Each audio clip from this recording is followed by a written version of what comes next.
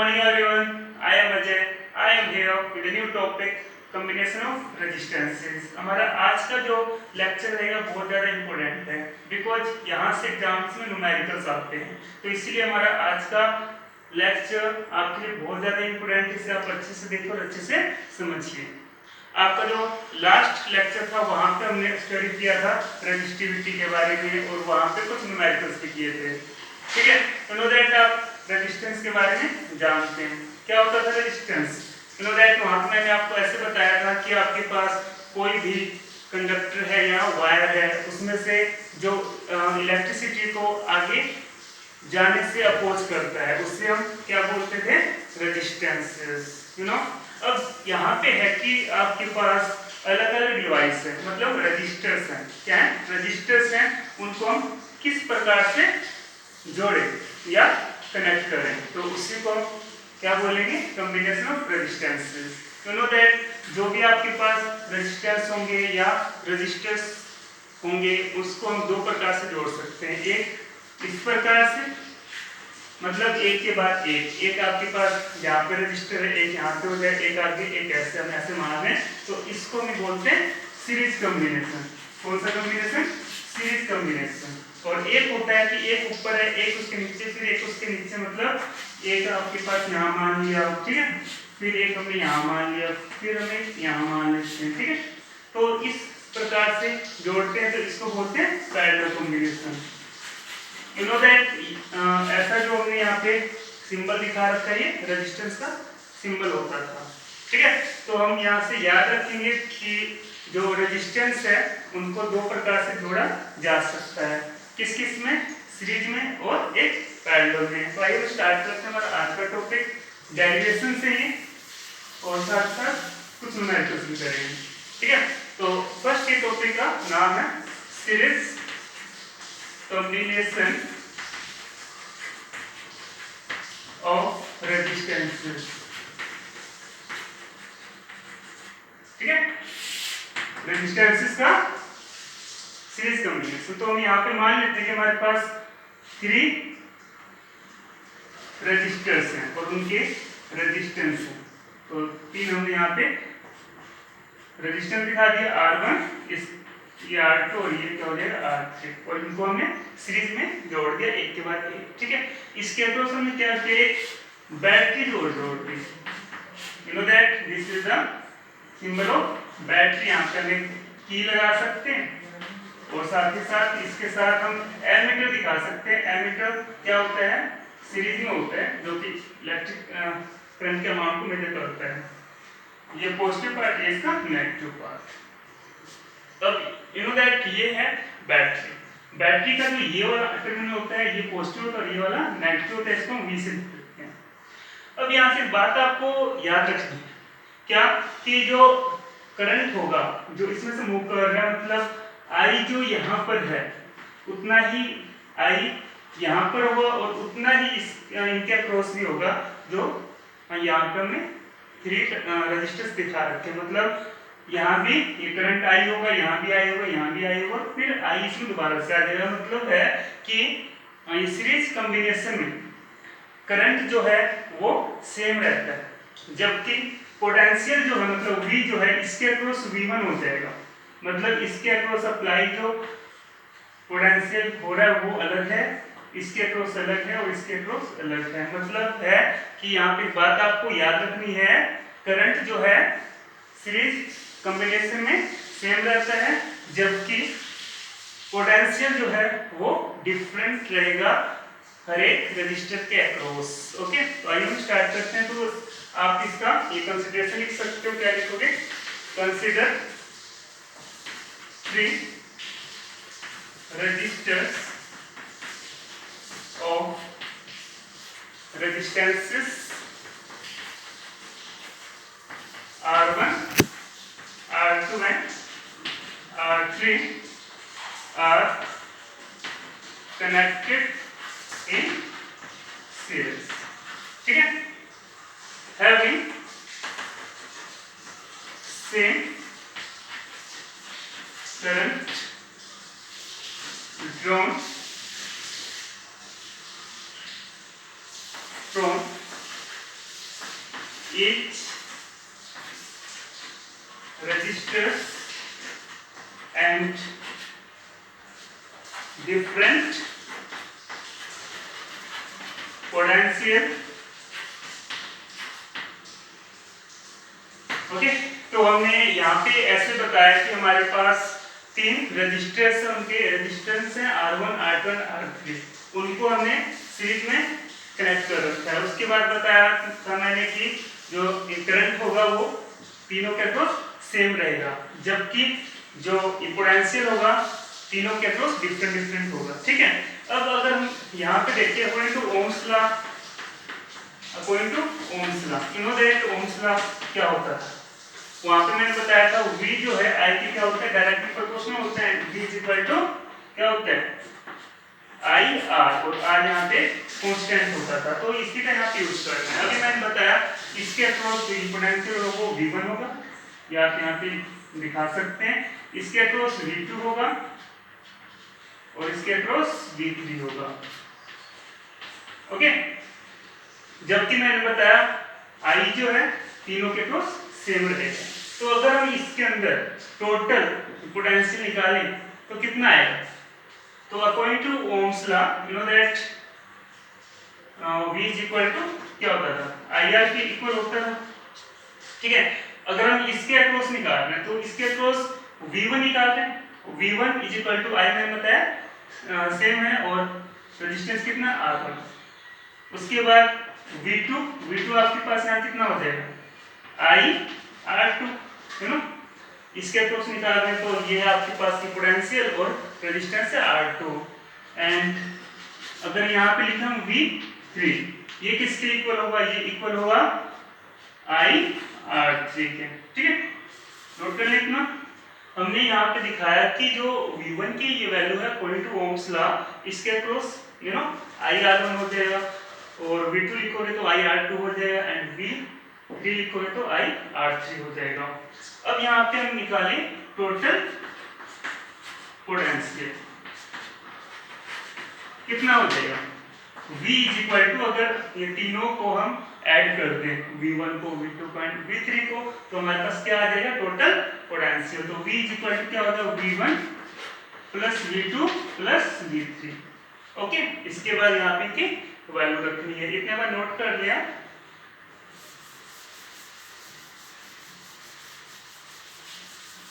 तो देखिए यहाँ पे क्या आएगा आपके पास, अगर हम इनकी वैल्यू रखें तो V is equal to V1 की ये रखनी है, क्या आ जाएगा IR1 प्लस V2 की जगह आप रखोगे IR2 और प्लस V3 की रखोगे IR3। अब इनमें से कॉमन क्या आ सकता है, देखिए I है तीनों में सेम, तो I बाहर आ जाएगा, अंदर है R1 plus R2 plus R3। Okay, अब I इसके फॉर्म में आता है is equal to R1 plus R2 plus R3। V by I ये किसके इक्वल होता है, you know that Ohm's law हमने यहाँ पे लिखा था क्या, V is equal to IR, ये होता है ना। और अगर हम यहाँ से R निकालें तो R क्या हो जाएगा V बाय I। ठीक है, इसको भी आप लिख लेना साइड में। तो you know that V by I is equal to R, तो इसके लिए हम करते हैं R is equal to R1 plus R2 plus R3। मतलब अगर आपके पास 3 रेजिस्टेंस हैं या 2 हैं या उससे ज्यादा हैं और वो सीरीज में है, ठीक है, और उनका टोटल रेजिस्टेंस निकालना हो तो हम क्या करेंगे, तीनों को सिंपली ऐड कर देंगे। एक एग्जांपल लेते हैं, हमने यहाँ पे मान लिया कि आपके पास 3 रेजिस्टेंस है या 2 मान लेते हैं, चलो इसको मान लेते हैं 5 ओम, इसको मान लेते हैं 4 ओम। ठीक है, इस पॉइंट को A, इस पॉइंट को B। कैलकुलेट नेट रेजिस्टेंस, तो यहाँ पे नेट रेजिस्टेंस कितना होगा, इसको मान लें R1 और इसको मान लें R2। फॉर्मूला क्या होता है आपके पास, सीरीज में है तो एक के बाद एक ही है ना, सीरीज में है, तो you know that R is equal to R2 plus R2 मतलब 5 प्लस 4 ओम, तो रेजिस्टेंस कितना आ गया 9 ओम।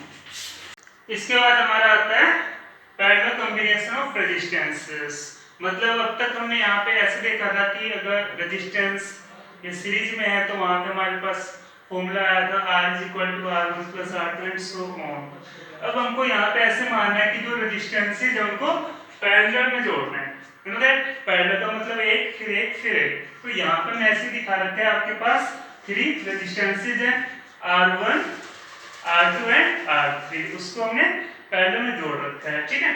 अब इसमें देखिए, इसमें आपको याद क्या रखना है, वहां पे मैंने बताया था ये सीरीज में कि जो I है वो तो रहेगा सेम, जबकि जो पोटेंशियल था वो डिफरेंट रहेगा, जबकि इसमें अपोजिट है। यहाँ पे क्या होगा कि अगर I इसमें मूव यहाँ पे कर रहा है, मतलब जो ये करंट है वो ऐसे मूव कर रहा है, तो एक करंट की अमाउंट इधर आएगी, इधर भी आएगी और इधर भी आएगी, मतलब इसके अक्रॉस जो ये करंट है वो डिफरेंट रहेगा इस रेजिस्टेंस के अक्रॉस, ठीक है। जबकि जो पोटेंशियल इस एंड पर होगा उतना ही इस एंड पर होगा, तो उसको भी यहाँ पे क्या रहेगा, सेम रहेगा। तो ये बात आपको यहाँ से याद रखनी है क्या, कि अगर पैरेलल कॉम्बिनेशन है तो वहां पे करंट जो है डिफरेंट रहेगा, जबकि पोटेंशियल सेम रहेगा। तो सेम यूज करना है अकॉर्डिंग टू ओम्स लॉ। तो ओम्स लॉ के अकॉर्डिंग हम यू नो दैट क्या फॉर्मूला होता है, V = IR। अब यहाँ पे देखिए डिफरेंट आपके पास क्या है, मैंने बताया था डिफरेंट है I, तो इसके अक्रॉस I1 हो जाएगा, इसके अक्रॉस I2 हो जाएगा और इसके अक्रॉस I3 हो जाएगा। अब यहाँ पे ये वैल्यू निकालनी है I की, तो I क्या फॉर्मूला हो गया, V/R, ठीक है। तो अगर यहाँ पे हम I1 की निकालें वैल्यू, इस I1 की, तो यहाँ पे देखिए V/R भी तो सेम है, चाहे इसके लिए हो चाहे इसके लिए हो चाहे इसके लिए हो, बट रेजिस्टेंस अलग अलग है, तो यहाँ पे रेजिस्टेंस हो जाएगा R1, ठीक है। एंड उसी प्रकार से आप यहाँ पे लिखोगे I2, सो I2 किसके इक्वल हो जाएगा, यहाँ पे देखिए रेजिस्टेंस है R2 और V सेम, मतलब V/R2, एंड सिमिलरली अगर हम यहाँ पे लिखें I3, ये इक्वल हो जाएगा V/R3, ठीक है। हमने अभी बताया कि करंट डिफरेंट रहेगा, तो डिफरेंट होगा तो हमने यहाँ पे I1 की वैल्यू निकाल ली, I2 की निकाल ली और I3 की निकाल ली। अब अगर इसमें टोटल करंट निकालें, सो क्या फॉर्मूला होगा, यू नो दैट लिखोगे टोटल करंट, क्या फॉर्मूला होगा, I = I1 + I2 + I3, मतलब अगर तीनों को हम ऐड कर दें तो आपके पास क्या आ जाएगा, टोटल करंट। तो यहाँ पे देखिए इनको ऐड करें तो इतना आप नोट कर लीजिए, हमने यहाँ पे ओनली इसका जो कंसीडरेशन होता है वो लिखा हुआ है कि हमारे पास तीन यहाँ पे रेजिस्टेंसेज हैं R1 R2 एंड R3, और उसको हमने पैरेलल में कनेक्ट कर रखा है, और इसमें बताया था कि जो पोटेंशियल और इनमें सेम रहेगा और करंट डिफरेंट रहेगा, तो हमने डिफरेंट करंट्स निकाल लिए, उसके बाद I इसके इक्वल आ गया, ठीक है। इसकी वैल्यू रखनी है, तो अगर हम यहाँ पे इसकी वैल्यू रखें तो देखो क्या आंसर आता है आपके पास, I =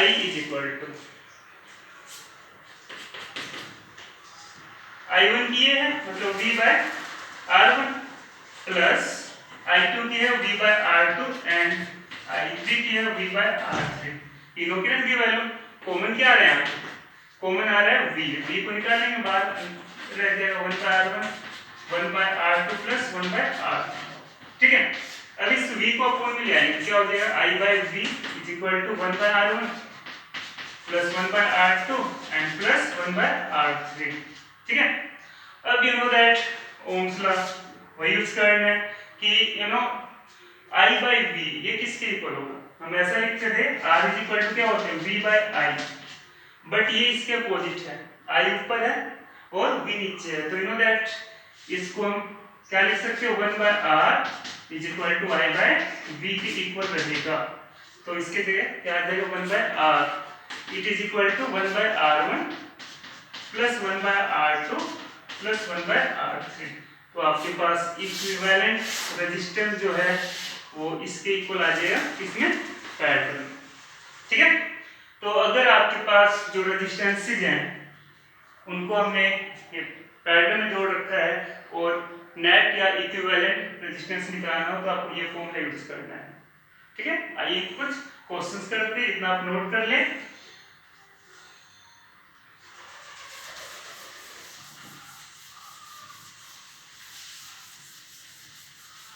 देखिए एक यहाँ पे सिंपल सा एग्जांपल लेते हैं। पहले मान लो ये आपके पास रेजिस्टेंस है, ठीक है, 3 यहाँ पे रेजिस्टेंस है, मान लो ये है 2 ओम, 4 ओम एंड 6 ओम।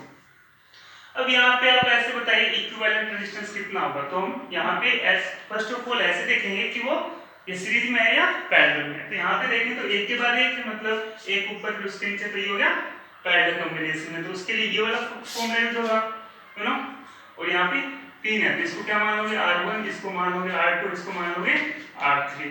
ये आपको लगाना है formula 1/R is equal to 1/R1 मतलब 1/2, ओके, 1/R2 मतलब 1/4 और ये प्लस 1/6, ठीक है। अब हम क्या करेंगे, इनका ले लेंगे, इनको ऐड करना है सिंपली।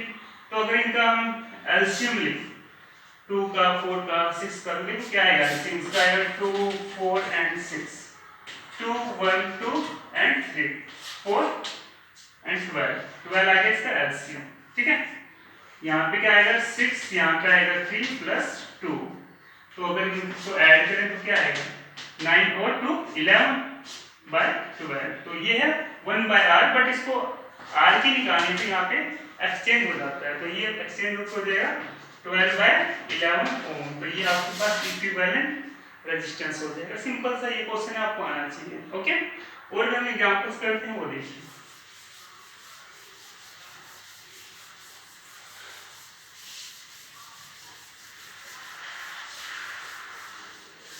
और हम यहाँ पे ऐसे मान लेते हैं, मान लो आपके पास एक और सर्किट है, तो इसमें हमने दिखा दिया कि 2 आपके पास रेजिस्टेंसेस है और एक इसके साथ में और लगा, और इस पॉइंट को A एंड B, इसके अक्रॉस बताओ रेजिस्टेंस कितना होगा। अगर इसकी जो वैल्यू है इसको मान लेते हैं 5 ओम है, ये 10 ओम है और ये 15 ओम है।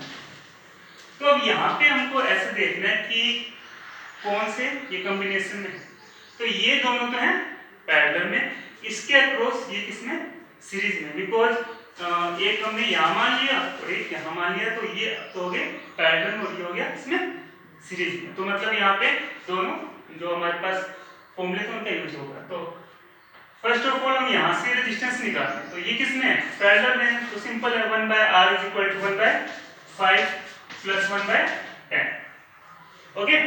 Now 1/R is equal to LCM इनका क्या है 10, यहाँ पे आ जाएगा प्लस 2, यहाँ पे आ जाएगा 1, 3/10, और ये है 1/R निकालो तो क्या हो जाएगा 10 ऊपर हो जाएगा 3 नीचे, मतलब 3.3 ओम हो जाएगा, ओके। तो जब हमने इसका निकाल तो इतना आ गया, तो ये सर्किट अब कैसे ये बन जाएगी, अब ऐसे बन जाएगी कुछ, तो ये तो आया था 3.3 ओम और ये आया कितना 15 ओम A एंड B। अब ये दोनों किसमें हो गए, ये दोनों हो गए सीरीज में, तो फॉर्मूला क्या होगा R equal to R1 plus R2। तो अगर इनको ऐड करें तो सिंपल क्या आ जाएगा 3.3 प्लस 15 ओम, तो इसका आंसर क्या आएगा R इज इक्वल टू 18.3 ओम। तो ये आपके पास इसका आंसर हो जाएगा, ठीक है। तो इस प्रकार से बहुत से क्वेश्चन आपके एग्जाम में, और आपके लिए यहाँ भी मैं कुछ क्वेश्चन है दे रहा हूँ, आप नोट कीजिए, उससे आपको अपने आप ट्राई करना है। कहीं भी आपको ये प्रॉब्लम आए मुझसे पूछ सकते हैं आप। तो आपके लिए जो क्वेश्चन है वो देखिए, फर्स्ट क्वेश्चन रहेगा जो आपको सोल्व करना है।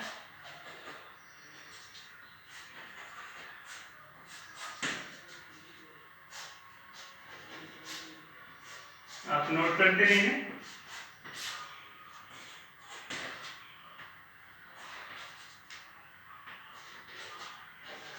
तो इसमें A एंड B के बीच में इक्विवेलेंट रेजिस्टेंस बताना है इस क्वेश्चन में। सेकंड क्वेश्चन रहेगा आपके पास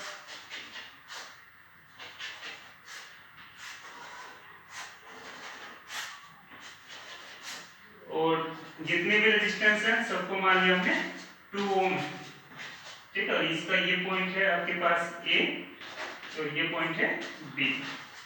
ओके, तो आपके लिए दो ये क्वेश्चंस हैं, वो आपको अपने आप करने हैं। ठीक है, आज के लिए इतना ही। Okay, thank you. और ऐसे जो भी ये क्वेश्चंस है उसको आप अपने आप निकाल के देखिए, तो आपको न्यूमेरिकल्स पक्का आएंगे। ठीक है, मतलब है जितने ये क्वेश्चंस अपने आप निकालो उतने क्वेश्चंस आपको आएंगे, मतलब घर पे आपको ट्राई करना है। ठीक है, ओके, थैंक यू।